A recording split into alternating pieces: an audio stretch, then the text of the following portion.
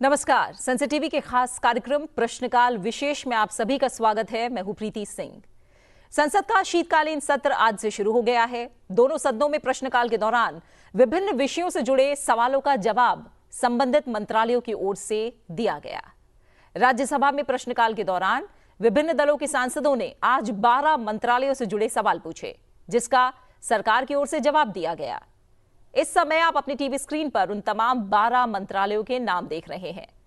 संसद के शीतकालीन सत्र के दौरान उच्च सदन यानी राज्यसभा में 12 मंत्रालयों से जुड़े सवाल पूछे गए। अब बात लोकसभा में प्रश्नकाल की। लोकसभा में प्रश्नकाल के दौरान 10 मंत्रालयों से जुड़े विषयों पर सदस्यों ने सवाल पूछे, जिसका संबंधित मंत्रालय की ओर से जवाब दिया गया। और इस समय लोकसभा के 10 मंत्रालयों के नाम आप देख रहे हैं। संसद की कार्यवाही में प्रश्नकाल बेहद महत्वपूर्ण होता है। हर रोज जब संसद की कार्यवाही होती है तो संसद में अलग अलग मंत्रालयों से जुड़े सवाल पूछे जाते हैं। आज कार्यक्रम में हम प्रश्नकाल के दौरान कुछ मंत्रालयों से पूछे गए महत्वपूर्ण सवालों और उससे जुड़े जवाब आपको दिखाएंगे।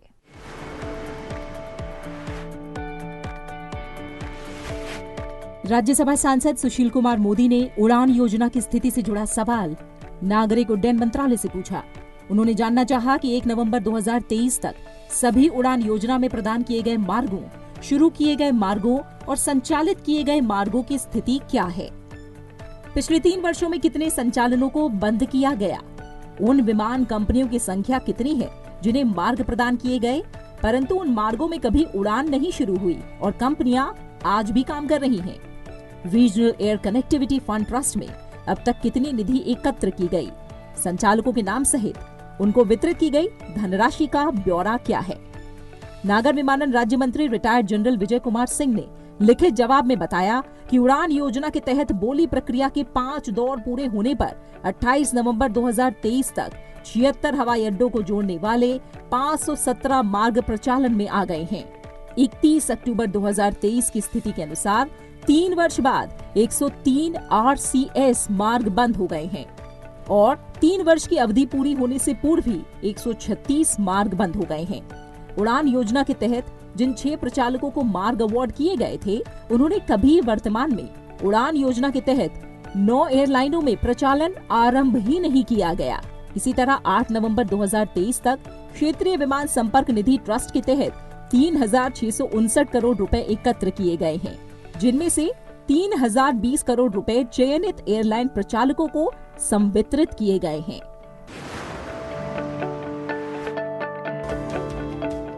हवाई चप्पल पहनने वाला भी हवाई यात्रा कर सके, इस विजन को पूरा करने के लिए 6 साल पहले क्षेत्रीय संपर्क सेवा उड़ान योजना शुरू की गई थी। क्षेत्रीय संपर्क योजना उड़ान भारत के दूर दराज क्षेत्रों में बुनियादी ढांचे और कनेक्टिविटी में सुधार के लिए शुरू की गई। 6 साल में उड़ान योजना ने पर्यटन को बढ़ावा देने, व्यापार को प्रोत्साहन और स्थानीय अर्थव्यवस्थाओं को सशक्त बनाकर देश की वास्तविक क्षमता को सामने लेकर आई है। क्षेत्रीय संपर्क सेवा की पहली उड़ान 27 अप्रैल 2017 को शिमला से दिल्ली को जोड़ने के लिए शुरू की गई थी। क्षेत्रीय संपर्क योजना उड़ान आज देश भर के 30 राज्यों और केंद्र शासित प्रदेशों को जोड़ रही है। इस योजना में अक्टूबर 2023 तक 503 उड़ान मार्ग तय हो चुके हैं। आंकड़ों पर नजर डालें तो साल दर साल नए एयर रूट और उड़ानों का संचालन शुरू किया जा रहा है। योजना में जहां 2019 में 44 एयरपोर्ट शामिल थे, वहीं 2020 में ये संख्या बढ़कर 65 हो गई। 2022 में उड़ान योजना के तहत एयरपोर्ट की संख्या बढ़कर 70 हो गई। उड़ान योजना के तहत अक्टूबर 2023 तक कुल 75 हवाई अड्डों का संचालन किया जा रहा है। इसमें पूर्वोत्तर क्षेत्र में 8 हवाई अड्डे शामिल हैं। साल 2024 तक 100 एयरपोर्ट का लक्ष्य है, जिसमें 9 हेलीपोर्ट्स और 2 वाटर एरोड्रम शामिल हैं। उड़ान ने अब तक 1 करोड़ 30 लाख से अधिक यात्रियों के हवाई सफर को आसान बनाया है। 2017-18 में जहां 2,60,000 लोगों ने इन मार्गों में यात्रा की, वहीं 2018-19 में ये संख्या 6 गुना बढ़कर 12,40,000 के पार पहुंच गई। 2019-20 में ये आंकड़ा दुगने से अधिक होकर करीब 30 लाख हो गया। हालांकि कोविड महामारी के दौरान इसमें कमी आई, लेकिन इसके बाद इसमें फिर तेजी आ गई। उड़ान योजना से फायदे की बात करें तो इसने विमानन उद्योग में वृद्धि को बढ़ावा दिया है। कई नई एयरलाइन शुरू हुई हैं। एक अनुकूल इकोसिस्टम का निर्माण किया जा रहा है। सभी आकार के नए विमानों की मांग बढ़ी है। इसमें हेलीकॉप्टर, समुद्री विमान, 3 सीटर प्रोपेलर विमान और जेट विमान शामिल हैं। उड़ान योजना पूरी तरह से टियर 2 और टियर 3 शहरों तक संपर्क बढ़ा रही है, जो पर्यटन क्षेत्र में भी भागीदार बन रहा है।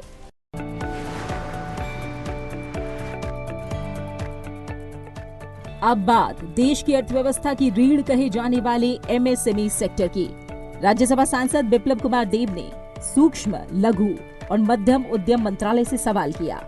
अपने सवाल में उन्होंने पूछा कि देश में सूक्ष्म, लघु और मध्यम उद्यम इकाइयों को बढ़ावा देने के लिए उठाए गए कदमों का ब्यौरा क्या है और पिछले 3 वर्षों के दौरान देश में एमएसएमई के विकास को बढ़ावा देने के लिए खर्च किए गए धन का वर्षवार और राज्यवार ब्यौरा क्या है। सूक्ष्म, लघु और मध्यम उद्यम मंत्री नारायण राणे ने सदन को बताया कि एमएसएमई क्षेत्र का संवर्धन, वृद्धि और विकास एक सतत प्रक्रिया है और एमएसएमई मंत्रालय अपनी विभिन्न योजनाओं और कार्यक्रमों के माध्यम से भारतीय एमएसएमई की वृद्धि के लिए कार्यरत है, जिससे उद्यमों को आगे बढ़ाने और वैश्विक बाजार में प्रतिस्पर्धा करने में सहायता मिलती है। इन योजनाओं और कार्यक्रमों में अन्य बातों के साथ साथ प्रधानमंत्री रोजगार सृजन कार्यक्रम, सूक्ष्म और लघु उद्यमों के लिए क्रेडिट गारंटी योजना, सूक्ष्म और लघु उद्यम क्लस्टर विकास कार्यक्रम, एमएसएमई चैंपियंस योजना, उद्यमिता कौशल विकास कार्यक्रम, खरीद और विपणन सहयोग योजना शामिल है। एमएसएमई मंत्रालय द्वारा केंद्रीय क्षेत्र की योजनाओं का कार्यान्वयन किया जाता है और निधियों का आवंटन राज्यवार नहीं किया जाता है। देश में एमएसएमई के विकास को बढ़ावा देने के लिए 3 वर्ष में व्यय की गई राशि वित्त वर्ष 2020-21 में 5,647.50 करोड़ रुपए, वित्त वर्ष 2021-22 में 15,160.47 करोड़ रुपए और वित्त वर्ष 2022-23 में 23,583.89 करोड़ रुपए रही है।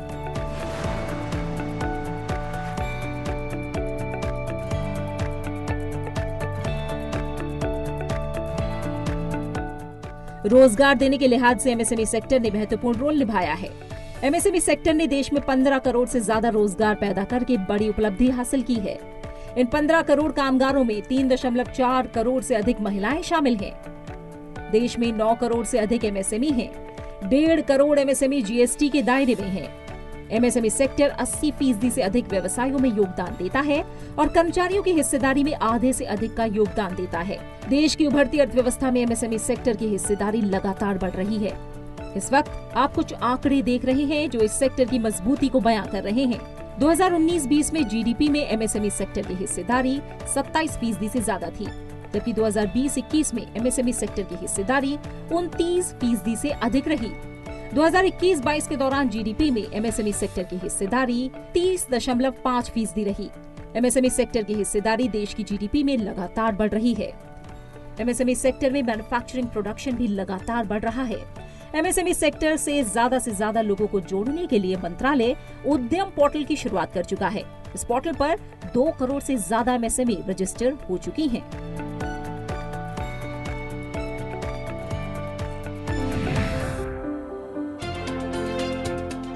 प्रश्नकाल के दौरान राज्यसभा में सांसद दर्शना सिंह ने आवासन और शहरी कार्य मंत्रालय से नमो भारत ट्रेन से जुड़ा प्रश्न पूछा।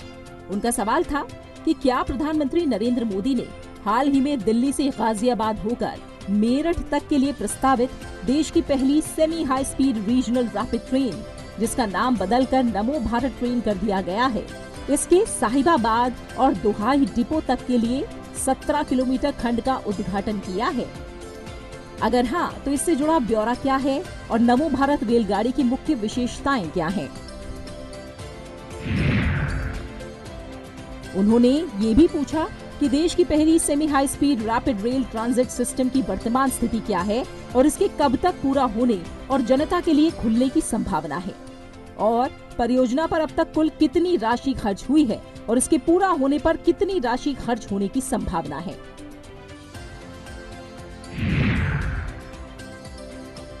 नमो भारत रेल से जुड़े सवाल का आवासन और शहरी कार्य राज्य मंत्री कौशल किशोर ने जवाब दिया। उन्होंने बताया कि जी हां, प्रधानमंत्री नरेंद्र मोदी ने हाल ही में दिल्ली से गाजियाबाद होकर मेरठ तक के लिए प्रस्तावित देश की पहली semi high speed regional rapid train, जिसका नाम बदलकर नमो भारत रेलगाड़ी कर दिया गया है, इसके साहिबाबाद और दुहाई डिपो तक के 17 किलोमीटर खंड का उद्घाटन किया है। राष्ट्रीय राजधानी क्षेत्र परिवहन निगम लिमिटेड द्वारा दी गई जानकारी के अनुसार नमो भारत रेल की कई मुख्य विशेषताएं हैं। नमो भारत रेलों की डिजाइन गति 180 किलोमीटर प्रति घंटा और परिचालन गति 160 किलोमीटर प्रति घंटा है। प्रत्येक ट्रेन में महिला यात्रियों के लिए एक आरक्षित कोच और अन्य कोचों में महिलाओं के लिए आरक्षित सीटों का प्रावधान है। मरीजों को ले जाने के लिए स्ट्रेचर और व्हील चेयर के लिए तय स्थान है। आरामदायक गद्दीदार 2x2 ट्रांसवर्स सीटें, सीसीटीवी कैमरे और सार्वजनिक उद्घोषणा प्रणाली सुविधा है। पैनोरामिक खिड़कियां, प्रत्येक ट्रेन में रिक्लाइनिंग सीटें, sun blinds, footrest, laptop charging socket जैसी सुविधाओं के साथ प्रीमियम कोच का प्रावधान है। 31 अक्टूबर 2023 की स्थिति के अनुसार Delhi Ghaziabad Meerut regional rapid transit system यानी RRTS कॉरिडोर की वास्तविक और वित्तीय प्रगति क्रमशः 67.3% और 60% है। जून 2025 तक इस परियोजना को पूरा करने का लक्ष्य रखा गया है। दिल्ली गाजियाबाद मेरठ RRTS कॉरिडोर को 30,274 करोड़ रुपए की लागत पर मंजूरी दी गई है। NCRTC ने बताया कि 31 अक्टूबर 2023 तक परियोजना में 18,160 करोड़ रुपए से अधिक का व्यय हो चुका है।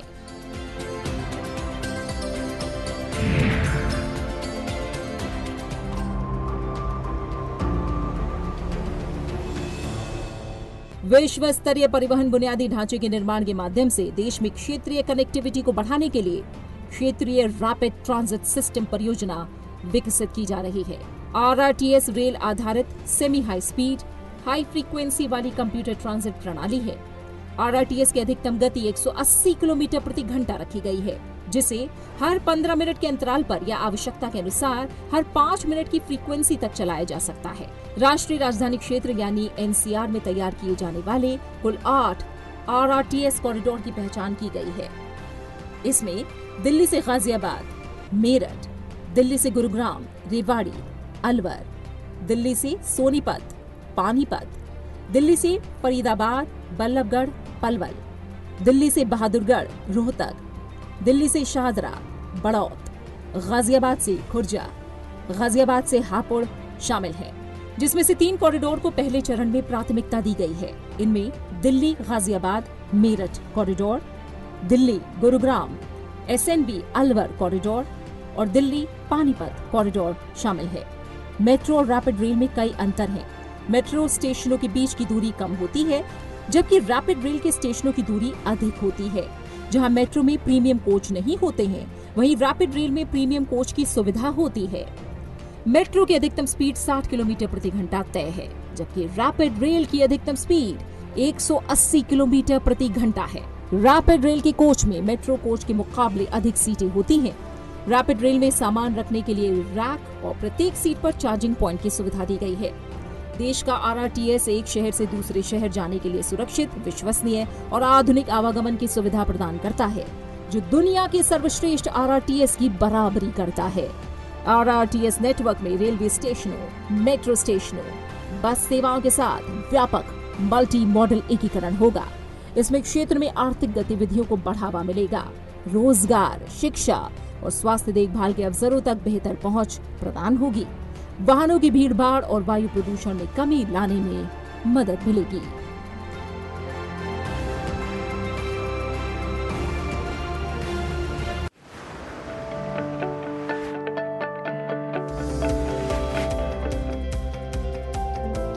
अब कौशल विकास और उद्यमशीलता मंत्रालय से जुड़ा सवाल। इस सवाल को पूछा है लोकसभा सांसद सुदर्शन भगत और कलानिधि वीर स्वामी ने। ये सवाल जुड़ा है प्रधानमंत्री कौशल विकास योजना से। अपने सवाल में उन्होंने पूछा कि प्रधानमंत्री कौशल विकास योजना रोजगार देने के लिहाज से कितनी सफल रही है। अगर ऐसा है तो पिछले 8 साल के दौरान प्रधानमंत्री कौशल विकास योजना के तहत कितने कौशल प्रशिक्षण हासिल करने वालों को रोजगार मिला। इसके अलावा उन्होंने अपने सवाल में पूछा कि क्या प्रधानमंत्री कौशल विकास योजना के लाभार्थी स्वयं रोजगार हासिल करने में सफल हुए हैं? इस प्रश्न का उत्तर कौशल विकास और उद्यमिता मंत्रालय की तरफ से दिया गया। भारत सरकार के अधीन स्किल इंडिया मिशन का उद्देश्य कौशलीकरण, पुनः कौशलीकरण और कौशलोन्नयन है, ताकि ये सुनिश्चित किया जा सके कि सभी भारतीय युवा बड़ी संख्या में आने वाले अवसरों के लिए तैयार हों, क्योंकि अर्थव्यवस्था का विस्तार हो रहा है और भारत 10वीं सबसे बड़ी अर्थव्यवस्था से विश्व की तीसरी सबसे बड़ी अर्थव्यवस्था की ओर आगे बढ़ रहा है।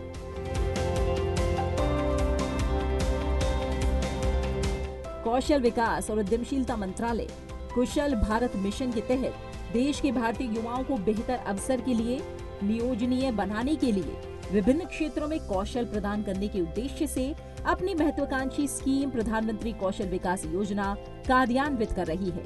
प्रधानमंत्री कौशल विकास योजना के तहत अल्पावधि प्रशिक्षण प्रमाणित उम्मीदवारों को नियोजन के अवसर प्रदान किए जा रहे हैं और पूर्व शिक्षण मान्यता के माध्यम से कौशलोन्नयन और पुनः कौशलीकरण में पहले से मौजूद कौशल के प्रमाणीकरण की प्रक्रिया शामिल है।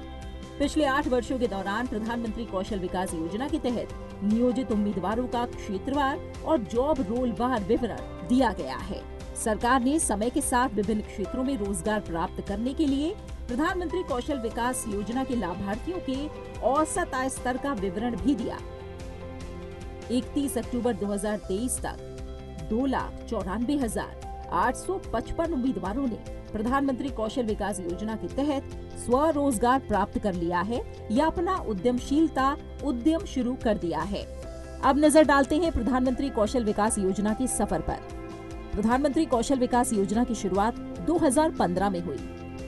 वहीं प्रधानमंत्री कौशल विकास योजना 2 के तहत करीब 110 लाख लोगों को प्रशिक्षण मिला। प्रधानमंत्री कौशल विकास योजना 3 के तहत 4,45,000 लोगों को प्रशिक्षण दिया गया।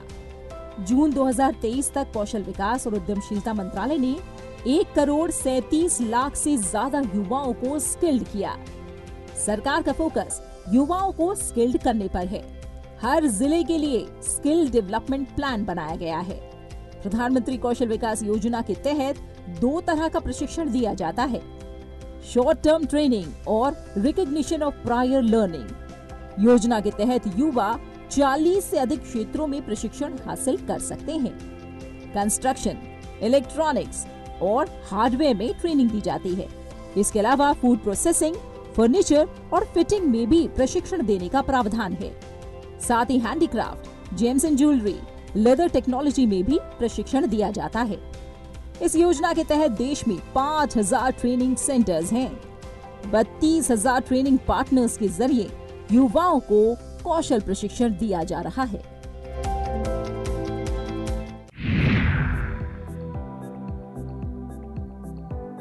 अब बात राष्ट्रीय शिक्षा नीति से जुड़े सवाल की। लोकसभा सांसद राहुल रमेश शिवाले और चंद्रशेखर साहू ने नई शिक्षा नीति से जुड़ा सवाल पूछा। उन्होंने शिक्षा मंत्रालय से पूछा कि क्या राष्ट्रीय शिक्षा नीति 2020 के तहत देश में, विशेषकर महाराष्ट्र में, तकनीकी शिक्षा सहित विद्यालयी शिक्षा और उच्च शिक्षा में विभिन्न सुधारों का प्रस्ताव है।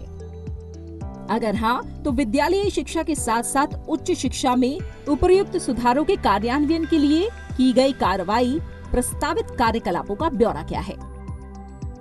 क्या नई राष्ट्रीय शिक्षा नीति 2020 तैयार करने से पहले उच्च शिक्षा के संबंध में अखिल भारतीय सर्वेक्षण किया गया था? अगर हाँ, तो इससे जुड़ा ब्यौरा क्या है और क्या इस सर्वेक्षण से देश में उच्च शिक्षा का संपूर्ण परिदृश्य सामने आया है?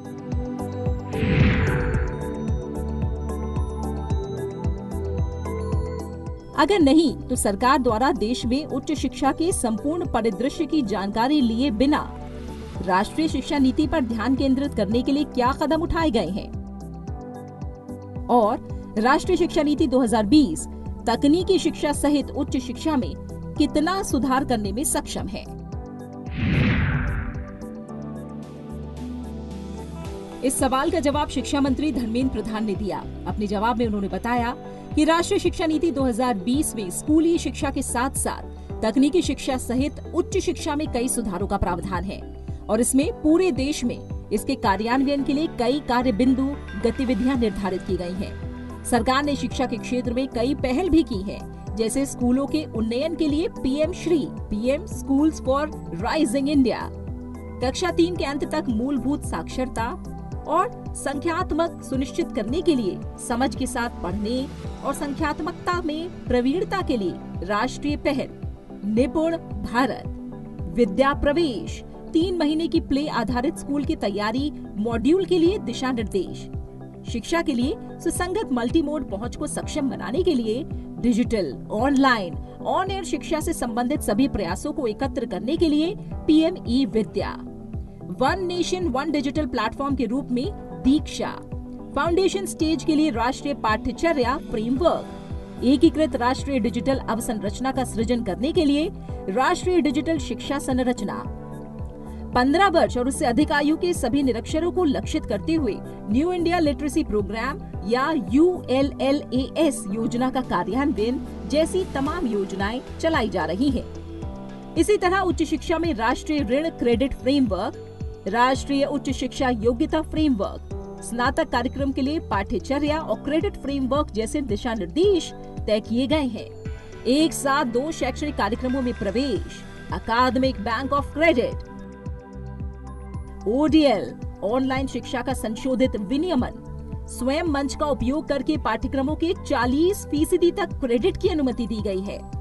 संयुक्त डिग्री और दोहरी डिग्री कार्यक्रम का प्रस्ताव करने के लिए भारतीय और विदेशी उच्च शिक्षण संस्थानों के बीच अकादमिक सहयोग पर विनियम, कॉलेजों को स्वायत्त दर्जा प्रदान करने पर विनियम, भारतीय उच्च शिक्षण संस्थानों में यूजी और पीजी में विदेश से आने वाले छात्रों के लिए प्रवेश और अतिरिक्त सीटों के लिए दिशा निर्देश भी दिए गए हैं।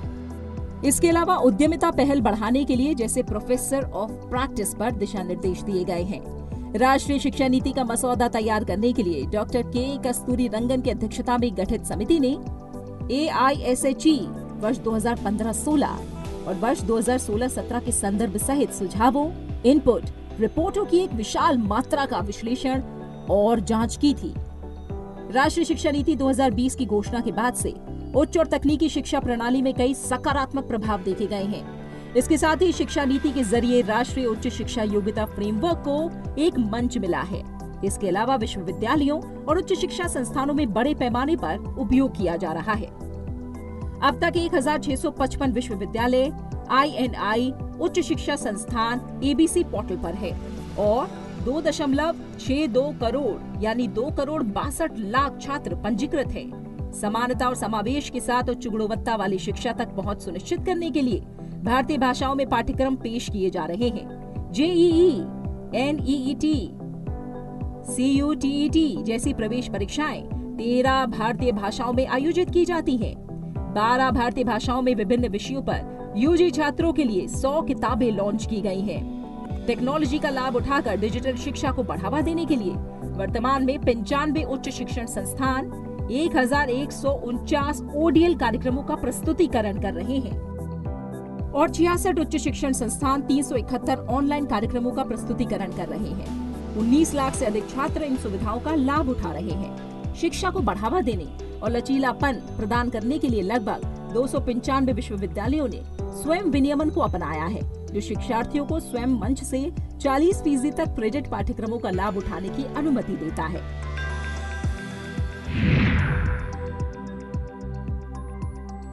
अब देखते हैं राष्ट्रीय शिक्षा नीति 2020 से जुड़े हुए खास पहलू और लक्ष्य।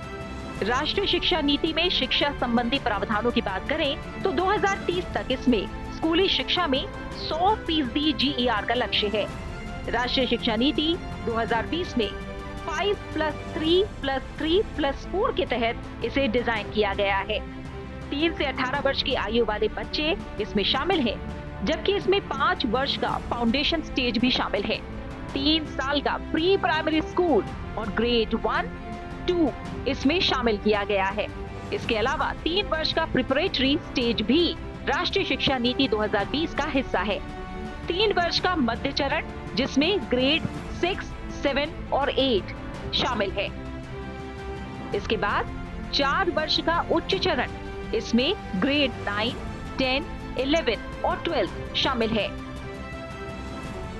2025 तक कक्षा 3 स्तर के बच्चों के लिए आधारभूत कौशल सुनिश्चित करना, कक्षा 5 तक की शिक्षा मातृभाषा में कराना, कक्षा 6 से शैक्षिक पाठ्यक्रम में व्यवसायिक शिक्षा राष्ट्रीय शिक्षा नीति का हिस्सा है। ओवरऑल डेवलपमेंट के लिए कक्षा 10वीं और 12वीं की परीक्षाओं में बदलाव किया गया है। इसमें आर्टिफिशियल इंटेलिजेंस पर खासा फोकस है। उच्च शिक्षण संस्थानों में ग्रॉस एनरोलमेंट रेशियो को 26.3 से बढ़ाकर 50% करने का लक्ष्य है। उच्च शिक्षण संस्थानों में 3.5 करोड़ नई सीटों को जोड़ा जाएगा, जबकि स्नातक पाठ्यक्रम में मल्टीपल एंट्री एंड एग्जिट व्यवस्था की गई है।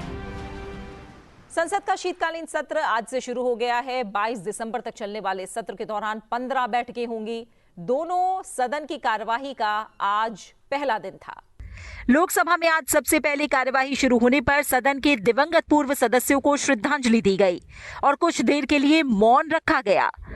लोकसभा में आज केंद्रीय विश्वविद्यालय संशोधन विधेयक 2023 सदन में पेश किया गया।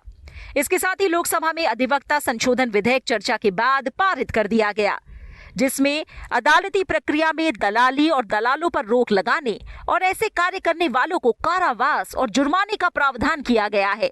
निचले सदन में प्रश्नकाल के दौरान विपक्षी सदस्यों के अवरोध के कारण लोकसभा की कार्यवाही बाधित हुई। राज्यसभा में शीतकालीन सत्र के पहले दिन अपने पूर्व सदस्यों प्रोफेसर MS स्वामीनाथन और डॉक्टर MS गिल समेत कई अन्य सदस्यों को भावभीनी श्रद्धांजलि दी गई। राज्यसभा के सभापति जगदीप धनखड़ ने सदन के उपसभापति पैनल के पुनर्गठन करने की घोषणा की।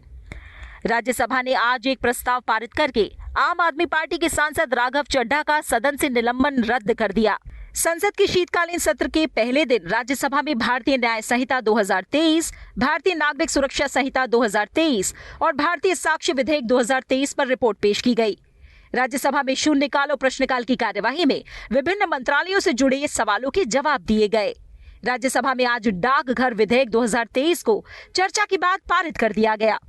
चर्चा का जवाब देते हुए संचार और सूचना प्रौद्योगिकी मंत्री अश्विनी वैष्णव ने कहा कि डाकघरों का निजीकरण नहीं किया जाएगा और सरकार की ऐसी कोई मंशा भी नहीं है। उन्होंने कहा कि इस विधेयक के माध्यम से डाकघर का विस्तार करके कई तरह की सेवा शुरू करने का प्रावधान किया गया है। और इसी के साथ आज के कार्यक्रम में फिलहाल इतना ही। कल कुछ और अहम प्रश्नों और उनके जवाबों के साथ हम फिर होंगे हाजिर। आप हमारा ये कार्यक्रम YouTube पर भी देख सकते हैं। दीजिए इजाजत, अपना अच्छे से ख्याल रखिए। नमस्कार।